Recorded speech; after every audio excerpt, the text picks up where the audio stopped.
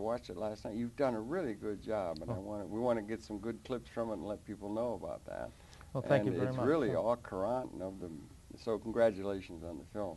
Thank you. The film becomes seemingly more relevant every day as events unfold in the Middle East. Yeah. And I mean, on one hand, it's a tribute to the film, but on the other hand, it's, you know, things are just getting a little bit out of control. Right, you are. And welcome very much to Conversations, where it's a pleasure to welcome two gentlemen that are going to talk to a film that we just viewed the other day. It was a really interesting one called Blood and Tears, having to do with the situation in the Middle East, in Israel and Palestine. And I want to introduce quickly here, on my far left is Neil Berro.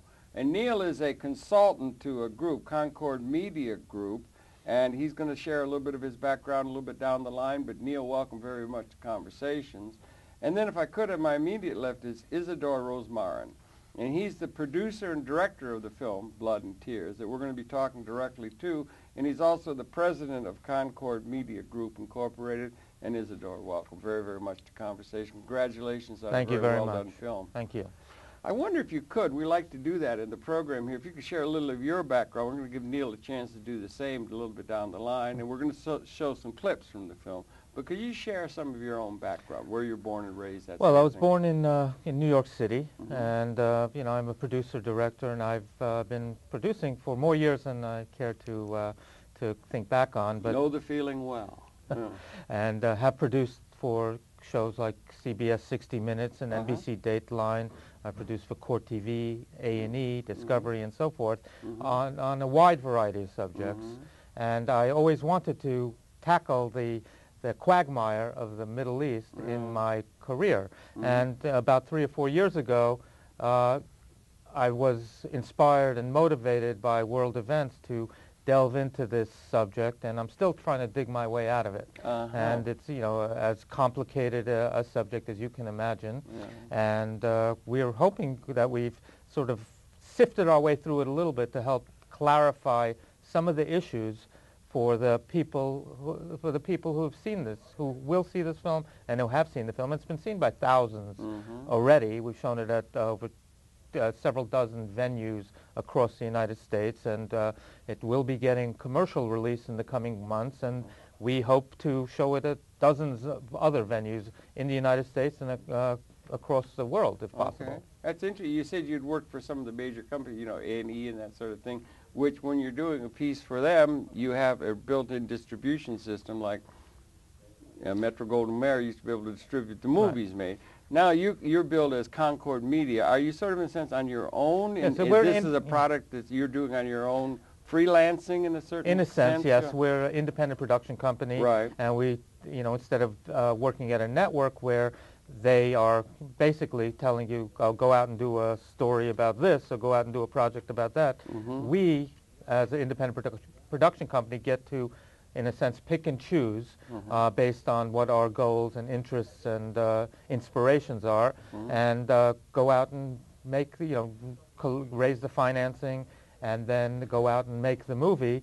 And then, of course, you know, it's a little bit tougher to try to go out and sell it. Yeah. However, between my, you know, my credentials and my background and the subject matter and so forth, we've been very fortunate in having gotten distribution for this film, and it will be out in the theaters in the coming months, and then eventually on TV, and then in at home video at a Blockbuster near you. Yeah, right. Perhaps. And a DVD. Yeah. A DVD. And there are a lot of people who watch our program. It seems to me, as I get feedback, who are filmmakers, want to be filmmakers. People, some of them freelancing, some of them working in conjunction with the networks and so forth. But have you had, in your career, did you have the Concord Media Group arrangement that you would deal with the various, like A&E and the other networks that exist, or were you directly, you know what I'm saying, so that you had a project that you would pitch to them? Well, it works both ways.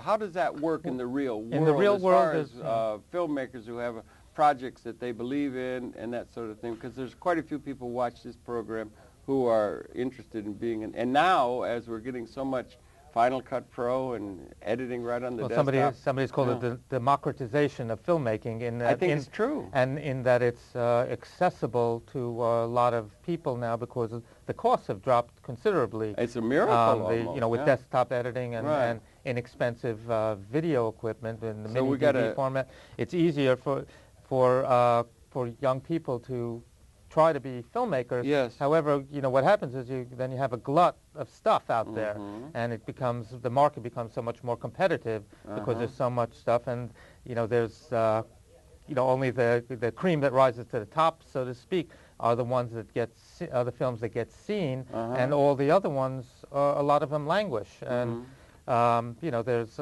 public access venues where people can show things like films like that, and there are ways of self-distributing, but you know, this is a very, very long, hard road. But in my career, typically, you know, I worked as in a lot of cases as an employee for CBS or ABC or whatever. So you were employed. And in different cases. In other cases, I was, my independent production company would present the broadcaster with this or that idea, and they would say yes, no, or maybe, and we take it from there. And did you do that as Concord Media Group from the time you got into Concord the business? Media, I mean, it was a previous company. Concord Media Group, I had a different production company at the time. Concord Media Group was founded after I had basically left the network. I see. And really, in earnest, started to produce films independently. Don't mean to pry. Did you go to film school and whatnot? Or how did you pick up the chops to do things right? Because you put together a really well-edited, well-put-together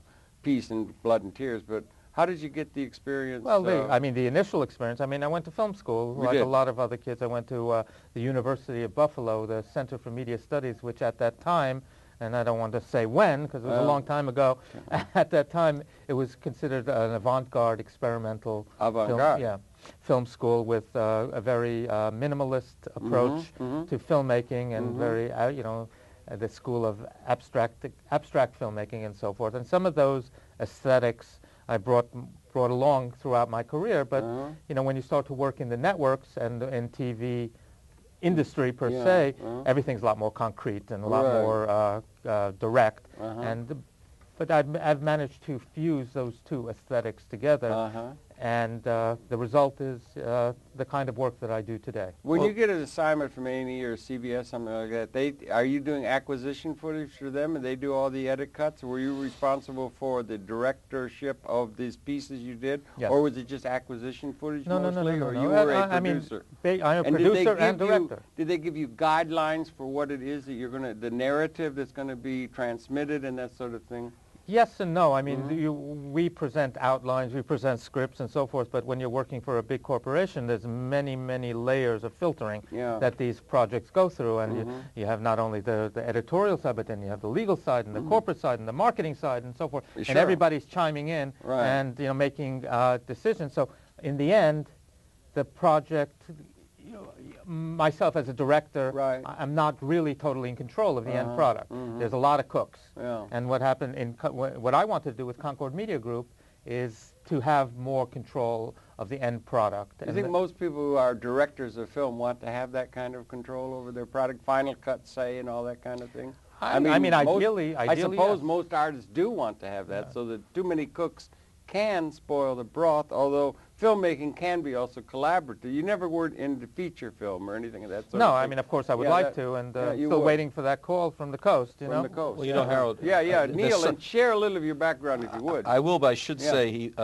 Isidore was being modest. That summer internship he had with Thomas Edison. Yes.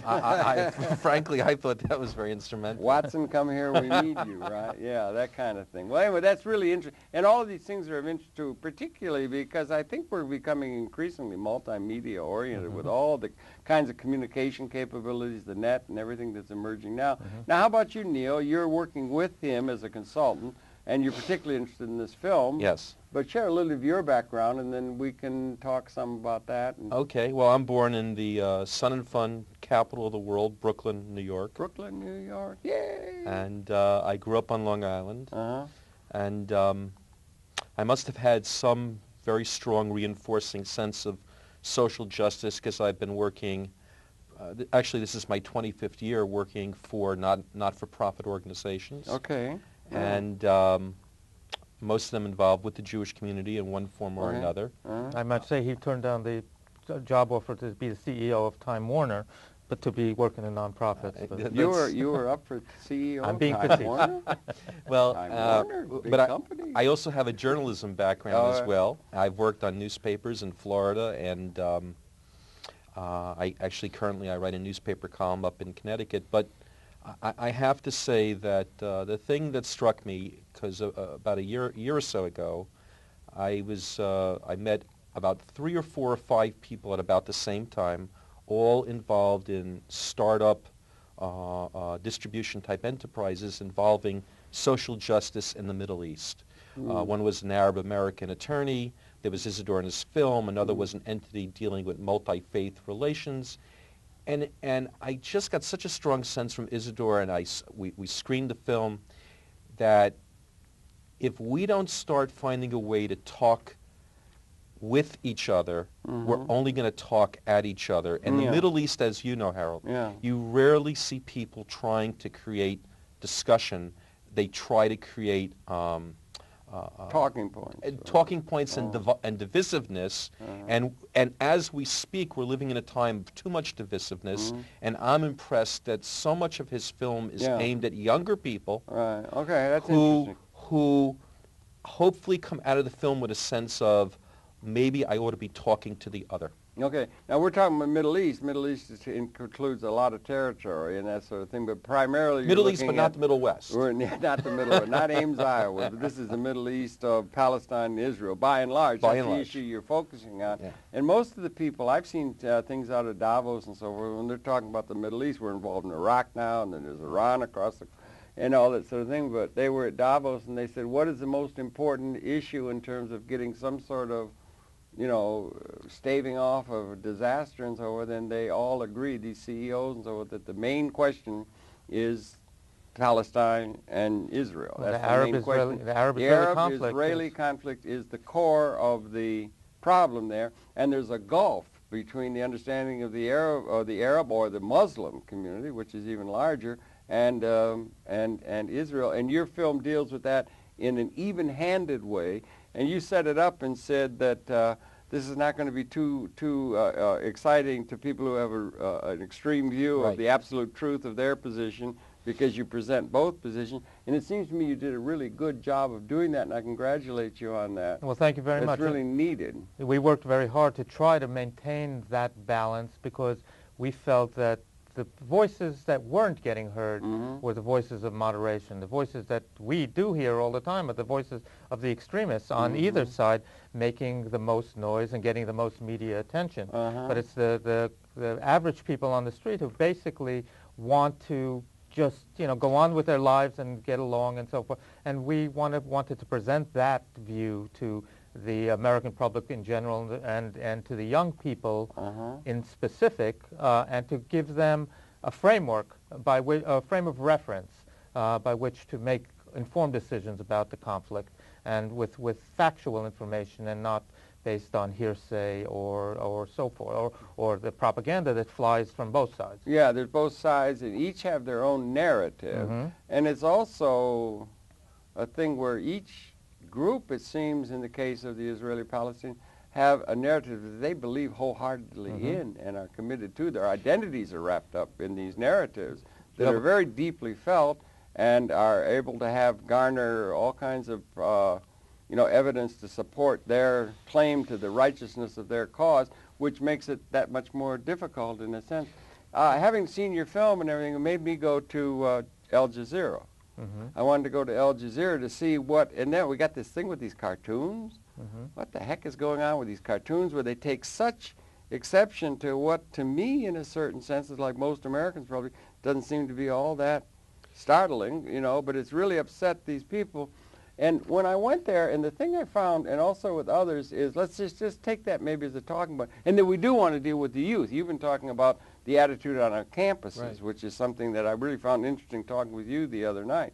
But you find there, and the thing I found in terms of that and other Islamic-oriented sites, let's say, who's talking about that issue or other issues, is that the Zionist idea seems to be presented by most of those Arab Islamic-oriented sites that bring up the issue is not seen in the way that we tend to see it mostly in our media. But what I found is it's an extension almost universally by those people that had only, they don't see the Zionist thing as they see it as an example of what they had been struggling against for the last 50 or 100 years, which was Western, European, white people, colonization of people that had been colonized by Europeans, and they see the Ashkenazi who came to Israel as being essentially an extension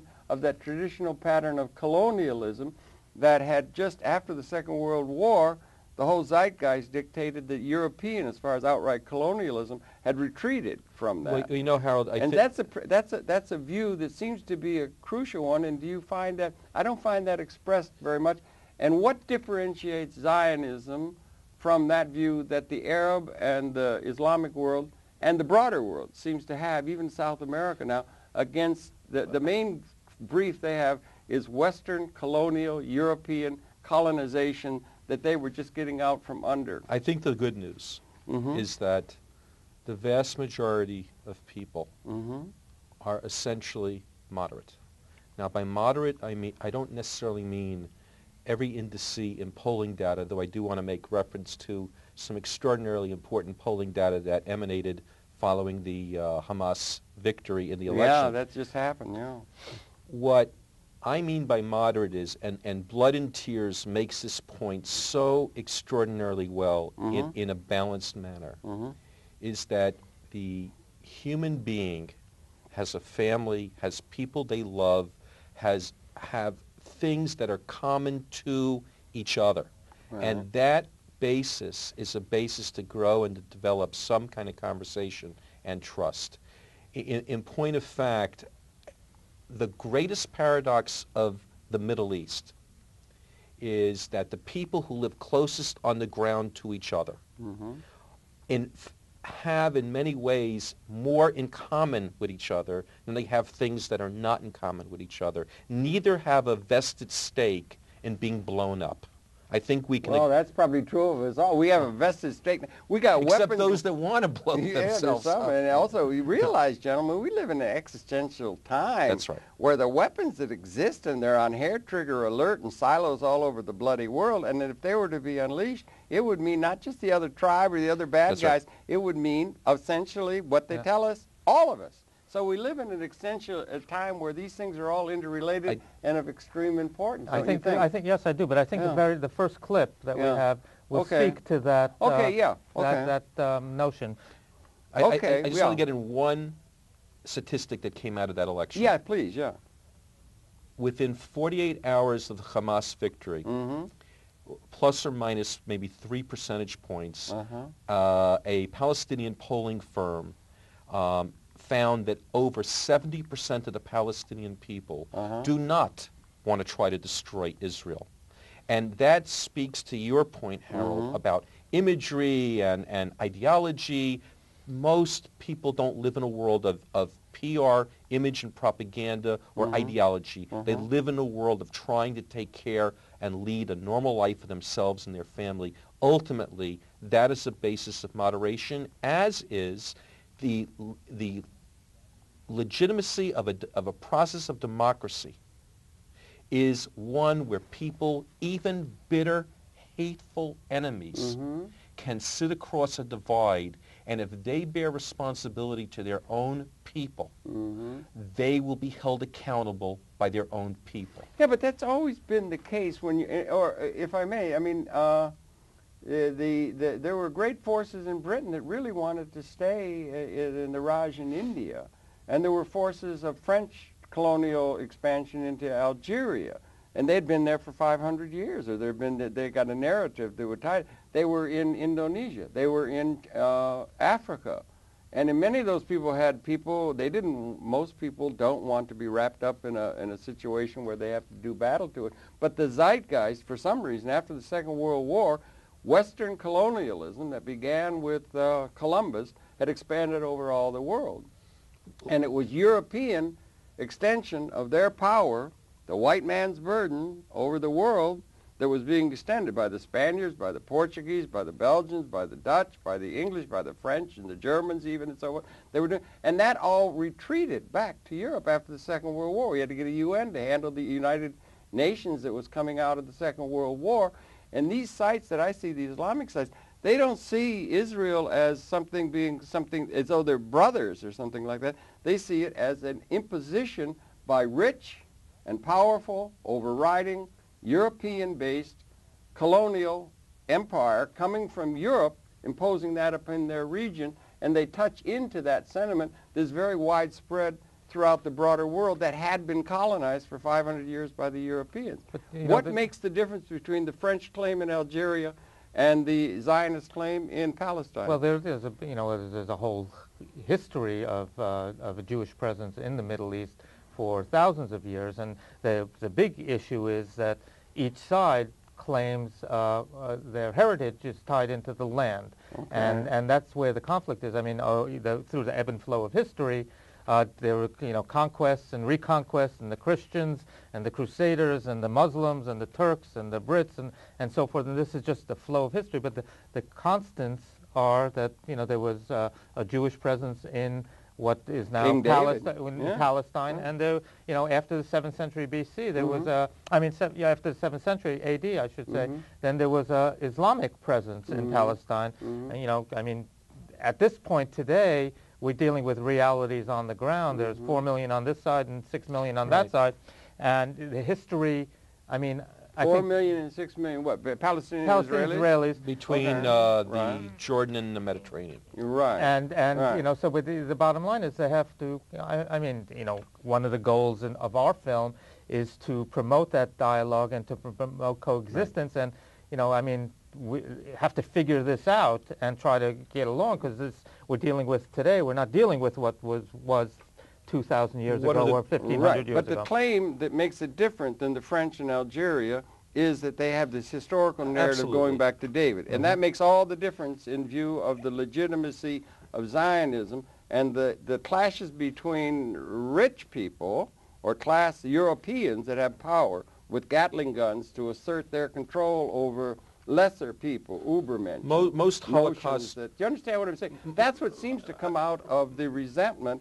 It's a resentment of European colonialism the way they see it, and they would just in a certain sense that idea of saying that 2,000 years ago makes all the difference. They don't see a difference between the French in Algeria and the Zionists in Palestine. They may not, but I really want to underscore for purposes of the film that there is a kind of, yes, people live in ideology, and some can certainly claim, for example, that the Hamas victory in the election is a triumph of ideology. But on closer examination, was it so much that, or was it an extraordinary dissatisfaction with the Palestinian Authority? Palestinian Authority was pretty corrupt. And in a world that you refer to, where people are more closely knit through technology, you have Arabs and Israelis having access to each other's technology and media in a way that even 20 years ago didn't exist. In fact, Isidore has imminent plans to go to Jerusalem and show the film. Really? We have plans to show the film in East and West Jerusalem. That'd be interesting. And New Jersey. And New Jersey. And in New Jersey, South Jersey. And also we're trying to do it in Ramallah and on the Israeli side, in the territory. And we're in the process of setting this up, and hopefully this will happen in April. But I do think, it would be very good You want to show some clips? Let's show the first why clip. don't we let the people on, and also in our control booth so they can work with us here. We've got some clips from the film. And this, again, the film we're talking about is a very balanced film. It seems to me, I didn't find that thing in your film about this idea that I find to be so prominent among Arabs and Islamic and even Chavez and some of the people in Latin America that are questioning the legitimacy of Europeans dominating the world, and behind Israel is the United States of America dominating the world in the view of a lot of people. You understand what I'm saying? Some think the Holocaust was a myth.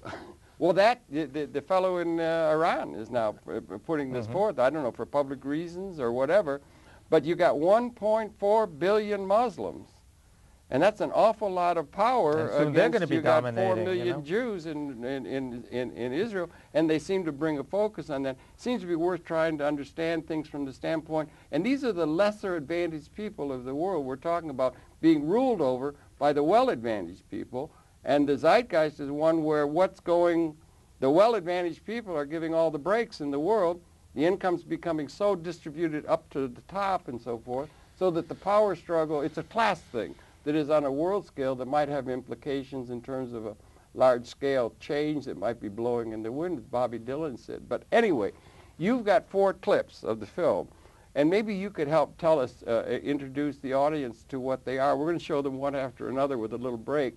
But could you talk to the 4 clips that we're going to show? Well, I mean, I can talk to them each unto itself, because okay. I mean, I have to see them to which ones they were showing. But one at a time. Yeah. The first clip. Most of the Palestinian people are interested in peace and eagering for that moment to live in peace. Can we talk now?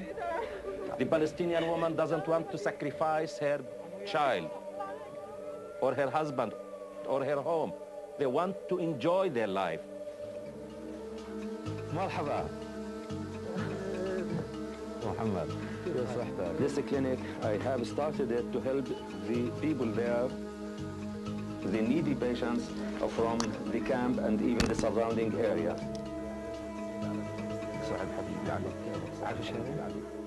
I don't want to argue with anyone about what happened, who is the cause, how to learn from it. For me, as a Palestinian refugee, that I suffered a lot, I learned from that. I don't want anyone to suffer.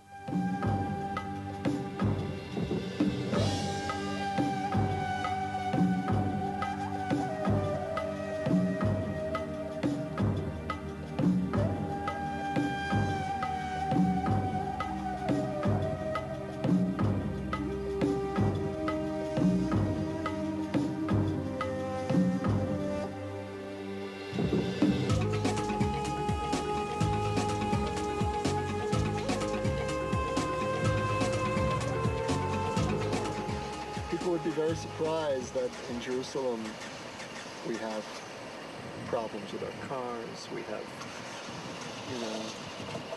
daily scheduling issues, we have tax problems. Not everything is the situation. Really, here's a poor guy who's not at all thinking about a Palestinian state. I didn't only move to Israel, I've brought my children to the Middle East, and that is a very sobering realization. No one imagined that we'd be in the middle of a terrorist war with the children on the front lines.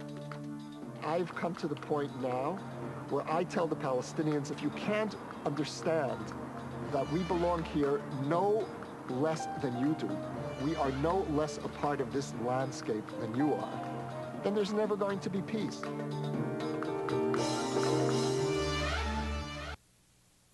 That's really interesting. Now you had it both sides. The guy says, I got trouble driving my car, and I got to, everybody has to live, and everybody's under the pressure like that. And I don't know, they're going to, okay. And so that's a part of the film, showing both sides. Well, those are the 2 central characters in the film. We have a Palestinian physician and an Israeli journalist, American-born, who's been living in Israel for the better part of 3 decades. And they just want to, they want their kids to be safe. Right. They want to have normal lives. They don't want to live under the threat of a bomb or a gun and so forth. And those are the voices of moderation that we try to give focus on in the film, and to try to and not talk. I mean, although we do have the extremist voices in the film as well, we're trying to present the voices of the people. Right. And I think probably that's the way most people think. I mean, they just, let's just live. I mean, I got a life to live. I got kids I want to take care of, and they got these kind of concerns. And when you got conflict, it really upsets things. We had this terrible 20th century. We had all the wars going on, 50 million people killed in the Second World War, 25 million Russian. I mean, nobody wants that kind of a situation. Howard, if you put everything in perspective. Right. This guy in Tehran who the says... new president. The new president says Yeah. the Holocaust is a myth, and now he wants people to send in their Holocaust cartoons and all this kind of stuff. He can afford to say that because he's in a country with 50 million people with tens of billions of oil dollars. And he's very far removed from the day-to-day reality. When you see, as you saw in that clip, real people with real lives who are functionally interdependent and intertwined with each other, who cannot afford to say, it's a zero-sum game. I win, you lose. One of the pieces, I don't know if it'll be in one of the subsequent clips, but one of the pieces that moved me more than anything towards the end of Blood and Tears was the comment that there will either be two winners or two losers vis-a-vis this situation. I pray, and I think that there's a maturing audience, and especially among younger people, who want to see two winners emerge out of this process. Yeah, and when you think about it, when you start thinking about it, like I just hinted at it before, I mean, we got a situation because you remember Guns of August and the idea of, you get a guy killed in Sarajevo and the First World War breaks out and one alliance against another and one against another and another. And if there are unleashing of weapons. That's right. Of destruction. It's a tripwire. And it's existential challenge to all of humanity because we all want to have a kind of good life and sort of thing. But if there was an unleashing of the weapons, that would include maybe even dragging in us, the United States, maybe in retrospect. You know, you can see it happening. You say, we don't want to do it. We're in control. Francis Fukuyama wrote a book and said, it's the end of history because we've won. That is, the West has won. The United States and the West has won, and so forth, so that now it's just a matter of tinkering and getting it right. But you do have a world that is not just in its basic structure. You have the vast majority of the world is living in poverty. Still, they are. They don't have a system in place that's able to deal with that class distinction between the well-to-do, either geographically, the well-to-do mostly in Europe and North America and some of the tigers, that kind of thing. But in each of the countries, you've got a small group of people who own all the assets, a plutocratic group, like in the empire days of Rome, who meet in hotels and so on. And the vast majority of the people are poor. There's some hope that we might be able to have some sort of growing of the way we did and so forth. But you have that reality. So the reality in the minds of many people is not acceptable just as it is now, because the wealthy will get more wealthy, and they will have more power, and they will have more power to require that the poor people bow down and do what they're told, like they did to the Tommies who controlled in India in the 19th century. You know, again, under a racist kind of view. So that's there. You trigger in my head another poll, and this was taken of Israeli citizens, Israeli Arabs, Israeli Jews. Poll was conducted less than a month ago. It was extraordinary, the findings. Among Israeli Arabs, they have a higher percentage of Israeli Arabs who are, quote, proud of Israel's social welfare distribution to its citizenry than among Israeli Jews. And you know, so I sense that when people get closer to this reality of what takes place, what is on the ground, they become hopeful. I've been involved in this situation for 25 years, professionally and otherwise. And all I could tell you is I remain a significant optimist because I think the human condition does not want misery and hatred and bitterness and divide. They want something better. And not to mention unleashing of weapons which would destroy, quite literally, all of us. But, you know, there's... You know, that's a staggering existential reality that seems not to be addressed. And there is no doubt that there are some people who are in control living very well. And in the case of Israel-Palestine, the Israelis are very much the superpower. Much as the United States is the superpower in the world, they're linked together. The Apache helicopters are Israeli. $6 billion of support goes to Israel. Israel is the powerful entity there. The Palestinians are the disadvantaged Don't you think that has to be But, you know, agreed to as a reality that exists yes for the and no. people on the ground? There's a tremendous amount of petrodollars that are controlled by the Arab sheiks Right. and the Arab and so forth, and that money, a lot of money does not get to their people. And in Palestine, you had a situation and which you know it resulted in this recent Hamas victory. You had where all the money, billions and billions of dollars of aid that was going to the Palestinians, never made it Through the Palestinian Authority. No, it made it to the Palestinian Authority. It Never made it to the Palestinians. Palestinians. Right. That's been known to happen. That's been known to happen. It didn't go to improve infrastructure. Right. It didn't go to improve schooling. It didn't for social welfare and hospitals and so forth. It went to stuff the cookie jars, as it were, of some of the people who were in power. Absolutely, absolutely. That's happened a lot in history, hasn't it? With Harold, satraps. Harold, even the Palestinians. Uh-huh. I do not believe the Palestinians, with the exception of some seriously disturbed human beings, take comfort when they see on their televisions Israeli body parts strewn on the street. So I don't know that there's any superpower vis-a-vis that conflict. There are very few Israelis who, in the course of years of enduring terrorism, felt particularly safe or comfortable or didn't have to worry on a day-to-day basis.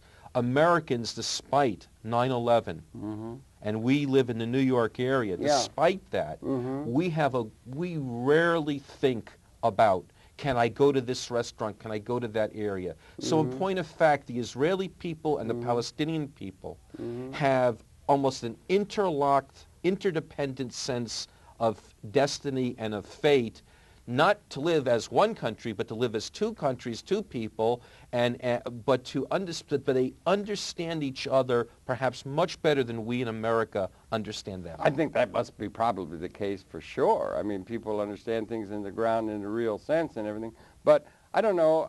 Okay, but listen. Why don't you got these clips? You got other clips. Let's go to the next clip. But could you set it up for us, Isidore, please? And maybe the theme of because you really did an even-handed way of trying to deal with both sides of this and get at the people moderately in the middle. What I prefer, if we watch the clip, I could talk about it afterwards. All right, fine. Now, what is the second clip? Maybe we can set coming that up and run it now, and then we'll talk to it. Because each clip. Gotcha. Okay.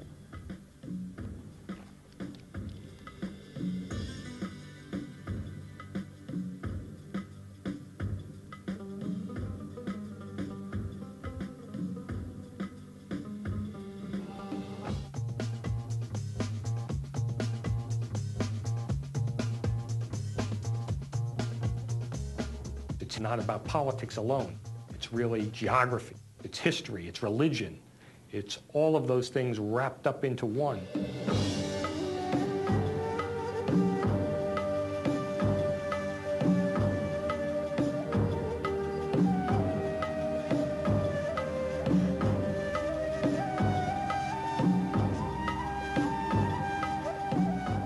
Jews have actually lived in this particular part of the world uninterruptedly for about 2,000 years. Well, there was the kingdom of David and Solomon. Abraham walked this land. You put a spade into the ground in any archaeological dig for thousands of years, you come up with Hebrew.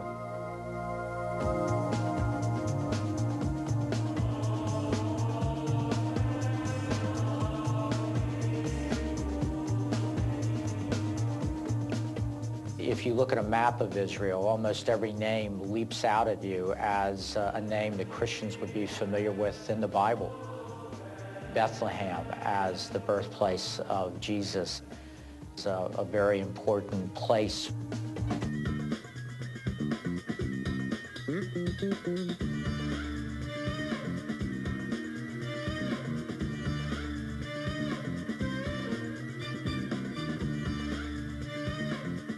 When Islam expands from the Arabian Peninsula and really explodes into what is now the Middle East, it attracts people because it's bringing a new way of life. It is bringing respect for knowledge, respect for other peoples, other tribes, other cultures. When we speak of Jerusalem, we speak of Palestine. And when we speak of Palestine, we speak of Jerusalem. It is the same. and therefore we say that this land should be governed by a Muslim. According to Islamic teachings, any land which has once been part of Islam must remain so. And if for any reason it falls into infidel hands, it must be recovered for Islam.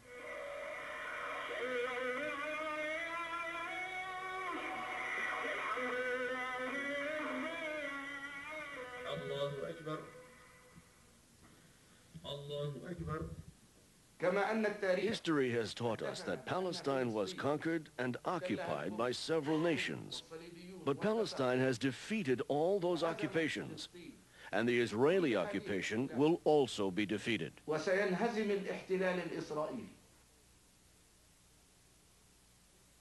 So there was a thing that set it up in pretty stark terms again. Well, I mean, throughout history, the various cultures and various religions have dominated the region, and everybody lays claim to that area of the Middle East. It's you know, it's a flashpoint, and it's for conflict, and it's the Holy Land for the Jews, for the Christians, and for the Muslims, and therein lies the source of the tension, because we're looking back. Everybody's looking back to history, to the Christian era, to the pre-Christian era, to the Islamic era, and so forth. And I mean, but who is the, you know, I mean, who was there first? Who lays claim to the land? Who has the right to the land? Well, actually, I just saw a thing on the national television, public television last night, where they, with the fellow from Harvard, what's his name? The fellow, they're tracing the ancestry of Oprah Winfrey and so forth. Did you happen to see it? DNA, they can trace where you come from in the world. And if we trace that back far enough, and they can go back a lot of generations, we're all out of Africa. We all have a claim to Africa because we're all descended from a common ancestor out of Africa 200,000 years ago. And we all have a common destiny in the fact that the adverse side of this destructive scenario, we're so clever with our weapons and our extension of technology. On the positive side, we have a capability that is staggeringly potential for improving the human condition with an ecological context, with the science and the technology and the design capability of making the world one where we might actually be able to take care of everybody in an almost liberated kind of way, which has been the promise of the human condition and might get us out of the nightmare that James Joyce called history. In a sense, it's been a history, you know, in terms of, we may be at a time of a liberating capability for everybody on the planet, but so many people tend to see that the institutions that we've inherited out of history all serve and have, throughout all of human history, only the few. I mean, in the time of Rome, it was the emperors. Most of the people were wallowing around they were serfs, or on the feudal estates. People were serfs. I mean, the serfs owned everything, the king owned everything. Then you get into the capitalist area where all the assets are owned by a few people, the templates set by a few people. You had colonization and so on. And I saw Mr. President, former President Carter the other day asked, do we live in a just system? The system that's in place, International Monetary Fund, the systems that we've inherited, is it a system that is that is just? Or can the trendings of that system in place and thought to be legitimate, are they adequate to what the future either allows or requires if we're to transit a situation where we will not destroy ourselves, but will find our way to a liberation of everybody in a context that doesn't favor only the few and require that the many must do what the powerful few tell them they must do. And that seems a dialectic that's very much on the minds of a great deal of the world, it seems to me, of the oppressed by the institutions which are not adequately visionary to what the future requires. Well, clearly there's a lot of injustice in the world. However, if energy were focused towards betterment of the human condition, we'd be in a lot better, the world would be a much better place, obviously. Rather than just favoring the already wealthy. And the already well-established, they are being favored by all of our... I saw a thing in the New York Times a couple Sundays ago that the wealth ownership of asset wealth in the United States of America since 1991, it was way in the back page of the New York Times, I wish I could have brought it, it went from 38.7% among the upper 1% to over 58%, owned by the upper 1%, and that went all the way down. And it's happening across the world that all the power is going to a few plutocrats at the top in each of the societies. Each society has a group of people who have all the wealth and the power, and the people don't matter. So there's a massive kind of resentment of the fact that a few people who have not the vision to include everybody in a, you know, an equitable distribution of things. And that's a major problem that comes to focus in terms of Israel, because Israel is seen as some of those people that are in that powerful position, along with their ally, the United States, and those two powers do not have a vision adequate. So there's a movement, perhaps, of a massive number of people who are going to question the zeitgeist. You know what? They can question. Let me put it this way. If you believe in democracy, in a sense of empowering people at the grassroots, then there is no question that the Palestinian election is a substantial reason for hope. Not necessarily. The Hamas election. Hamas happened to have won the election on the basis of the proportionate system of how they allocated who got the seat. The fact is, what is more significant is that when people have a stake in some legitimate participatory process, they begin to see that they are a part of a society, part of a evolution towards something hopefully real and legitimate. And traditionally in political science, democracies do not war on each other, okay? Far more problematic would be if only the extremists on both sides of this conflict would be ruling the day. And the paradox, as you know, Harold, is that sometimes very conservative governments are the ones who have to make the hardest political decisions to moderate their stance. Nixon in China, Begin with Sadat, Sharon with Gaza, etc. So there are examples, but when we think of, say, today's college campuses here in America, yeah, you told me that it's pretty slanted, apparently. They have the opportunity, Jews and Arabs and Christians, regardless of background, ethnicity, or religion, to start to think about real solutions instead of constantly being in each other's faces with the problem. Yeah, but we also don't get the solutions from our political leadership. It's still the same old thing. Yeah. But listen, one of the problems is we could talk these things, but we want to get your clips in, right? And we've got a limit of time. So why don't we want to set up the second one, or we'll run the third clip? Let's run the clip. Let's run the third clip, because the film is really well done, and let's let people see that. So run the third clip, and then we'll quickly run the. Let's make sure we get that in. Okay, if you'd run that now. The Israeli army in the West Bank and Gaza faces just a host of tactical and moral issues. And every minute of every day, these decisions have to be made, often by 18 and 19-year-old kids. Very, very difficult.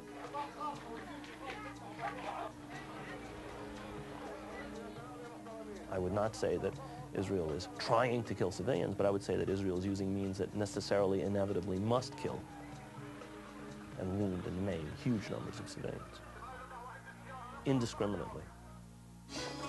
During the siege of Jenin, 23 Israeli reservists were killed going into a very, very small area, relatively speaking, to fight the Palestinian government.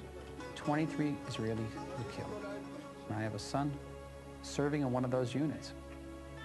And if you ask whether I would rather have our Air Force and our artillery flatten an enemy stronghold at the risk of killing great numbers of civilians, or have my son go house to house, I'll tell you I'd have to have my son go house to house.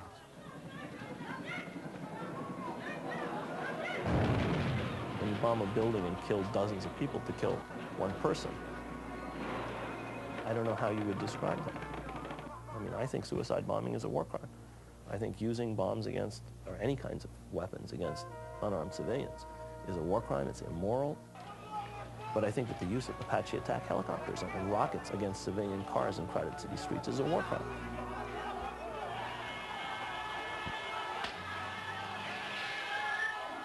So I was in my car. At this point, they started missiling us. My bodyguards with me, all of us wounded. The Israelis will target every Palestinian. We are ready to give our blood, but we are not ready to give our dignity. Palestinian youth ready to sacrifice for the sake of their people, for the sake of their holy cause. Go, it's being put in stark terms. And listen, I hate to do it. We're running short on time, but I wonder if in the control, maybe we could get the fourth clip in, because if... well, let's talk about this for a minute. Okay, sure. Go ahead. By all means, it's your film, and it's really well done. You know, this particular clip and all the clips in the film, I mean, speak to the essence of what this conflict is, you know, there's a certain element of extremists who do not recognize Israel's right to exist, and they're the ones who are driving the conflict. And there, on the other side, there are certain elements of extremists on the Jewish side who lay claim to all of this Greater land. Israel, out to Ur, and some people say, from the Nile to the Euphrates. But you know, regional superpower, have control, put your control over the wogs. You know, that kind of thing has been part of the Western tradition of dealing with that part of the world. I don't think it's about you know, regional superpower. I think they're dealing with a higher. They're speaking to a higher authority, and the difficulty and the tragedy of the conflict is that, you know, when you're dealing with people who have that kind of religious fervor, you can't reason with them, because I mean, how do you change what's written in the Quran? No. How do you how do you undo 3,000 years of Jewish history and so forth? And that's where the crux of this and it confronts us all. And you know, and we're they all deal involved. And they deal with it on a daily. And if the moderates, their voices were to come to the fore, I mean, this would, I think it would ameliorate the situation considerably. Whether it would solve it, I don't know. But Neil, what do you think? Yeah, the American notion that problems are intractable unless you solve them in 17 seconds. No, yeah, 15 seconds. 15 it's down seconds. to 14, I think now. Yeah. Harold, I have to say that the two peoples I believe in the 21st century, despite all the challenges, and it's replete in the film in interview after interview, they mirror each other in their hopes and dreams as well as their fears and their bitterness. That's right.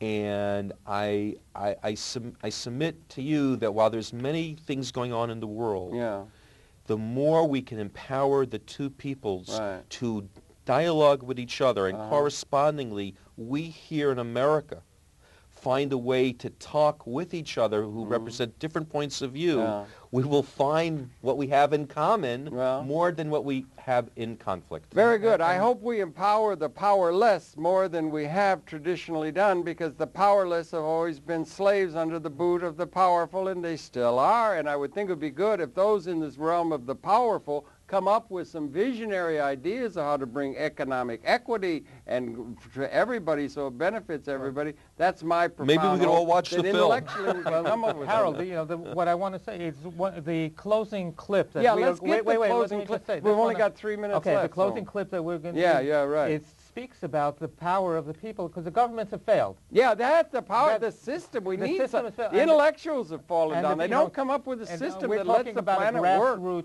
A grassroots effort. Right, you to tap into the people through public access television. And it's an important effort that we're trying to do. Through a conversation. Conversation.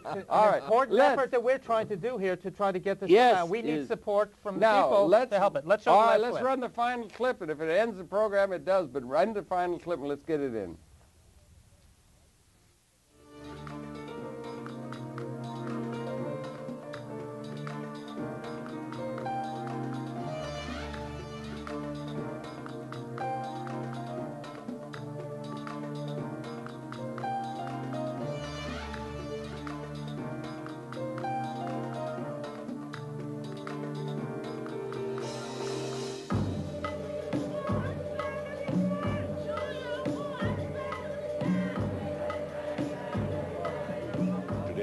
This darkest hours of Palestinians and Israelis, I can tell you that the majority of Palestinians and Israelis want nothing more than the revival of hope in their minds, that peace is doable.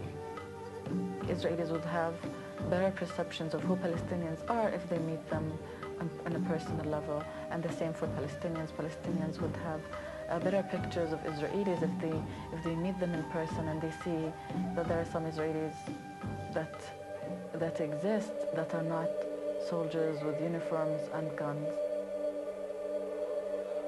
I think that most of the Palestinians want their children to be happy. Every mother in the world wants her child to be happy. Most people aren't extreme, I believe. Most people are somewhere in the middle. There's thousands like me who really would like to live a normal, peaceful life. I'm sure I'm not the only one. I'm afraid making states or assurances of security on the one hand and assurances of statehood on the other are temporary measures, and I don't think they're going to eventually create a change of heart. And what is needed in the Middle East is a change of heart. I am ready for the absolute worst scenarios to happen in the Middle East, and I think we're close to some horrifying scenarios, God forbid, happening here. A part of me is also ready for breakthroughs. A part of me is ready for the best case scenario. This small holy land, it can accommodate, believe me, the Palestinians and the Israelis peacefully. And there is a good Arabic saying, small house can accommodate hundreds of friends, but can't accommodate two enemies. Let this home accommodate both of them equally, peacefully, and to enjoy their life. If it is not for us, at least for our children and grandchildren. He says that it's going to accommodate not only the Israelis and the Palestinians, but the two class-based, however you want to see it. We got to figure out some way to make this world work for everybody. And the people are on the powerful side should start thinking about the interests of the people who are not powerful. So let's talk to those people. We've only got about a minute left. The people who are watching us and who will watch us on the internet and over over television. Right. Let them understand that we have to get this film, this message of conversation and dialogue to college campuses, to the general public, and we need their help. Okay, very good. Community centers, wish you all the best. Mosques and Islamic centers all over the world. That's our goal. And you get a chance to get it on some distribution channels. Yes, so we have commercial because distribution there are channels, opportunities and that will help. But you know, the film is really it's a grassroots effort, and it's a people-to-people kind of dialogue, and we need help from the public to support us in this effort. Well, we're trying to let people know here in public access television. Let's hope they let us keep public access, and maybe the last bastion for some sort of interest for the people that is being able to communicate. Congratulations on a really beautifully put together film. Thank you very much, and thank you for having us. Great to see Isidore and Neil. And we've been talking with Isidore Rosmarin and Neil Berro, and they're put forth this film, recommended by all. Thank you for viewing. We'll be coming back again tomorrow. Gentlemen, thanks a lot for coming in and for having put together a really good film that's recommended to one and all.